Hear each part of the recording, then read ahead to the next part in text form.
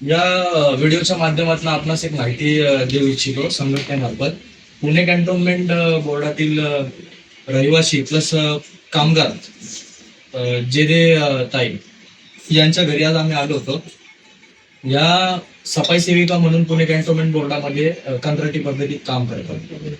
तर त्यांची एक अडचण होती हॉस्पिटलची. त्यांचा स्टोनचं ऑपरेशन होता.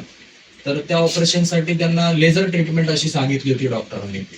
तर त्या आमच्या हद्दीमध्ये सफाईचं काम करत असतात आणि आमचे कामगार हितरक्षक संघाचे अध्यक्ष संस्थापक अध्यक्ष माननीय शरद भाऊ भाकरे याही त्याच परिसरात राहिला असून ते महानगरपालिकेमधल्या कंत्राटी सेवकांसाठी 24 तास झटत असतात, त्यांच्या औषधोपचारासाठी झटत असतात. असं असताना त्यांची भेट ताईंसोबत झाली होती.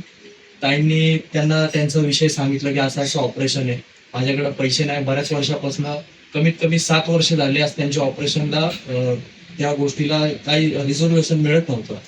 तर त्यांनी मामांना भेटल्यानंतर त्याचं निवारण म्हणून काहीतरी उपाय सांगा म्हणून सांगितलं. त्यांनी सर्वप्रथम पाठपुरावा घेतला, त्यांचं कार्ड आहे का ते पाहिलं.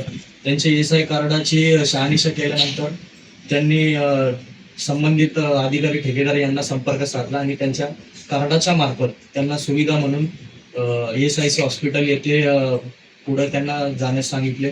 तेथून त्या ऑपरेशनला पुढे भारती विद्यापीठ येथे करून घेण्याचं काम पूर्णतः युनियन मार्फत श्री शरद भाऊ भाकरे यांच्या मार्फत करण्यात आलं आणि आज त्यांचं ऑपरेशन झालेलं आहे 7 वर्षानंतर.